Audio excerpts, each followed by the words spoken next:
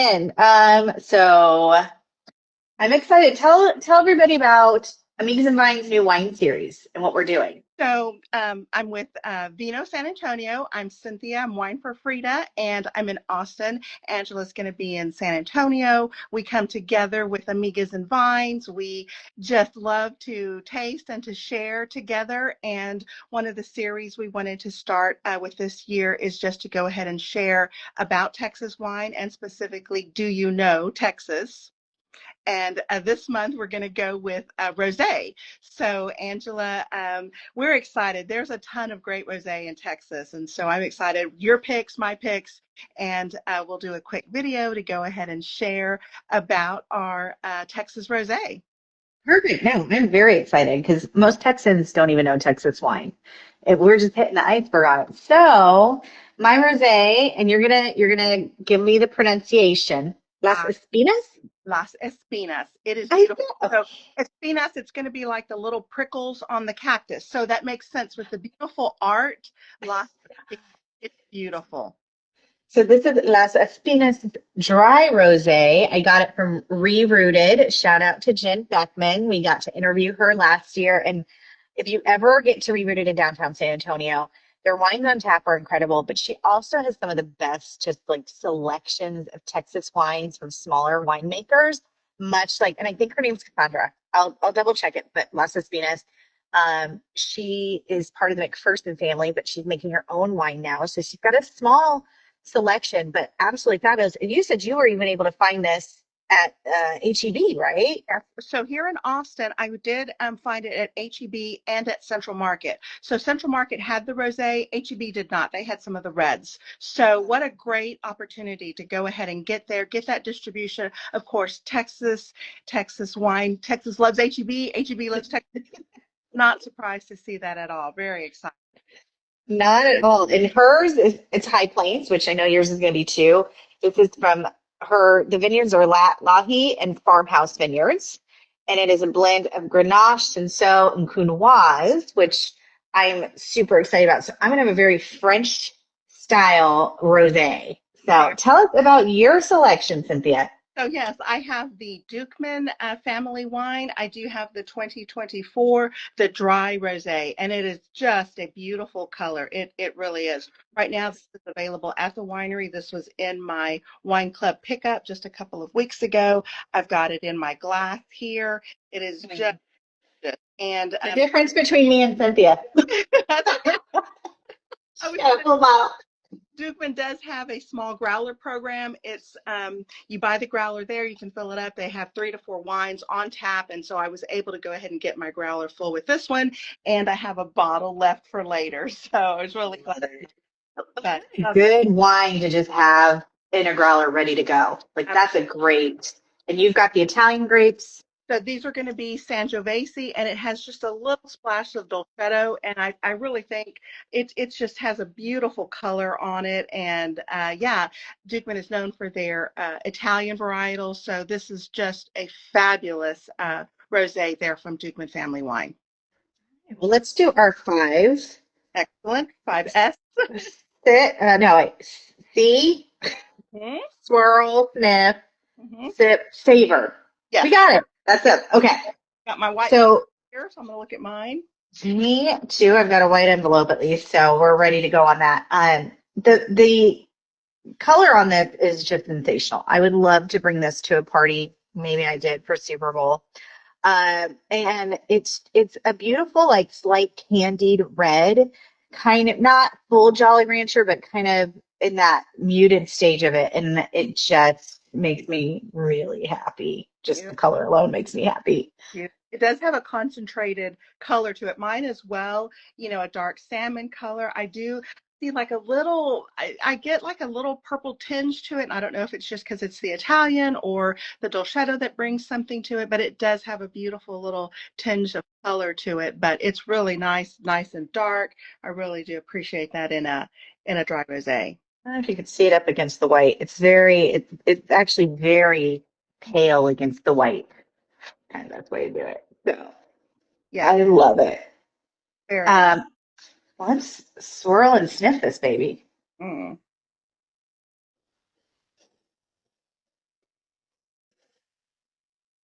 So I'm definitely getting a little bit of that candied cherry. Um, more, yeah, not like a baked or stewed, but definitely like a candied cherry is what I'm getting out of the glass.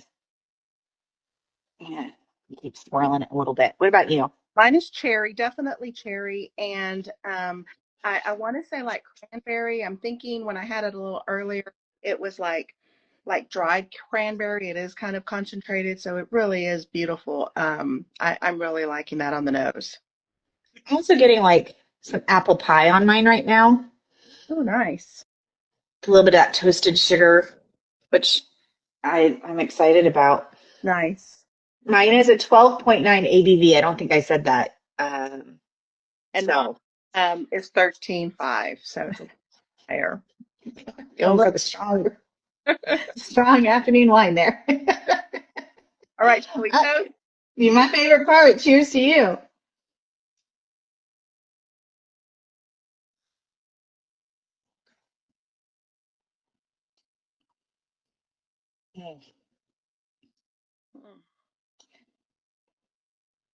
Um, there's a good amount of acid on this one. There's no oak. I'm not getting like a strong tannic. It's not drying my mouth out at all. It kind of dances off my tongue, which I really enjoy. It's not a frizzante. There's not bubbles, but it's definitely got a lighter feel, which in Texas is great. I mean, it's 80 something degrees today. So I don't always need a heavy wine and a smooth or like a velvety lush wine every single day. Here, this is more of I could just ocean breeze, pie smell coming through the window because it's not going to knock me off my feet with the flavors of that. But mm, it's got a little bit of the cranberry now that I'm tasting it, a little bit of that tartness. And that's probably the counoise coming through, is my guess.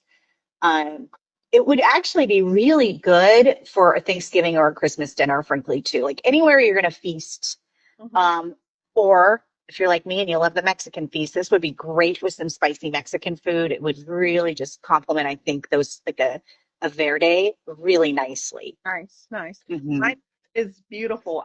You get a little heavier mouth feel on it, but I love a big, bold red. So this is definitely my kind of rosé. But my husband and my daughter both like the lighter style, and they are white wine drinkers. So when they have this, they actually love it. So this has got just a real big mouth feel on it. It is nice. It coats everything. I definitely get those cherry notes coming through. I did get a little bit less of the cranberry, but I did get something. There was like a velvety kind of note to it as well. And I think yesterday I talked about rose petals. So I think it did have a little bit of some little floral note on it, but it is just drinking beautifully. Duchman always has the classic dry rosé style, and this is one of the best. It really is fabulous. Nice. I love that they're both from High Plains. Mhm. Even in the High Plains, you're getting such different styles. You're getting that velvet. I'm getting more of the dance and the acid. But both great, great wines. Like, I would not turn my nose up at either one of these babies. Like I love the variety we have here in this state. Absolutely. And just to think between, our two glasses, we've got, mine with sangiovese, dolcetto, and then you've got the French varietals, the cinsault, counoise, and what was the other one? Grenache. Grenache, yes. So, I mean, just showing the variety of grapes that we have and that are available here in Texas. So it really is Oh, great. we got to do your hands. Sorry. Oh, so yeah, Texas. so, Let's talk about it. so Texas, yeah. Angela and I are kind of located here in the central. Hill country. So Texas Hill Country right in here. And then so the high plains will be kind of as we come up right over in here. So I know it just looks really close. Oh, it's just right there. But knowing how big Texas, the hill country, it's going to be 6 hours away to get to the high plains. And so that's where these grapes are coming from. And I know, Angela, you were recently certified as a Texas wine ambassador. We still have 80% of our grapes coming from the Texas High Plains. From the yes, Texas Hill Country is getting. There's some big ones that we're going to have to try as we dive into our series. Tannat is going to be huge for the Texas Hill Country, but the Texas High Plains because that high elevation, And they have so many different soils there that Mhm. you get such a great cross variety of grapes, and they can harvest a little bit later in the season, whereas in the hill country, you got to kind of pull fairly early because we don't have that Yeah. elevation. I in the Texas High Plains, and I'm going to say it wrong, but I do know they have that big shift in temperatures, and I know it's Mhm. like the diurnal temperatures, and so they have the warm temps during the day and those really cool nights Really nice. jacket or you're sitting in front of the fire. But yeah, during the day you're in shorts walking around. And it's those big temperature differences that are really unique for the Texas High Plains and given it. Absolutely.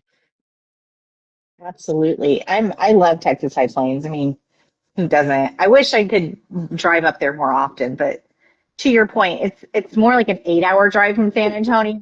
That's I'm correct. not doing that very often. Mhm, mhm.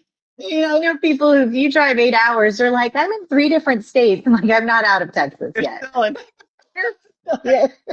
Absolutely, absolutely. Oh no, I am loving this rosé. I'm gonna love this series. We have a couple more rosés we're gonna taste through, so super excited about that. Pairing wise, you said it. You've said it before. I've been with you, and you're like, there is rosé is seasonless. There is no one time, one great way to drink rosé. It really is all the time. Yeah, all the time. And then I'm excited this week. Is it this week? We've got Latinas Wine Club. We've got our rosé tasting. So that'll be great. The education Martha and you give us for Latinas Wine Club is fabulous. I mean, that's kind of what prompted Amigas and Vines. super super excited about it. February we do the one class. It's the rosé class. It's the wines of the world rosé, and Mata will show us the three different ways. She gets real technical, and I appreciate that because there are three different ways you can make rosé, and go through that, and we get a chance to come together and just see what everybody's drinking, all the different styles of rosé. So yeah, just excited about that. Just to check on a tip, Angela, I know I probably stole your tip was talking about rosé being so versatile. I'll steal yours then. Yeah. Serve it chilled, real nice and chilled. This is, especially here, I've got a huge wine fridge in Texas. Please, if you're in our state, don't leave your wine sitting out because that sun hits it, it's going to ruin it. You've got to have, I have mine at 11 Celsius right now, my wine chiller, to keep this nice and chilled for me. So it's got to be nice and crisp. That's how I like it. Maybe even add an ice cube if you need to. I'm not going to judge. If you need to, and in a pinch, yes, definitely. Or like some frozen berries. Yeah, there you go. And then it won't dilute the wine. Okay. Yeah, absolutely. Yeah, That out again on your wine, if you'll show the bottle there, Espinas, beautiful, look at that. So beautiful. pretty. And I have 2022. Oh, for Duchman Family Wine, the Duchman Family Winery, the dry rosé, just two great rosés that we've gotten a chance to taste here. And yeah, it's been a great time to taste through. Any other questions or anything, Angela, on your end? no, I'm just excited. I'm excited to do our series. We've got more interviews. We're getting scheduled for season 2 of Amigas and Vines. And let's just share that Texas love. I drink from wine all over the place, but you got to give it to Texas. Well, and I've said it before. You appreciate how really delicious those Texas wines are, how fine that they are, unless you have a chance to discover and taste other wines. We started out drinking other wine. We just did. I came from a wine drinking family. We never had Texas wine growing up. It wasn't until here, my generation, when we got a little bit older, saying, "Hey, there's wine right here in Texas," and it really is fabulous. So, what a great floor together. Perfect. Well, cheers, Cynthia. You have a good rest of your day and enjoy that rosé. Yes, you too. Cheers.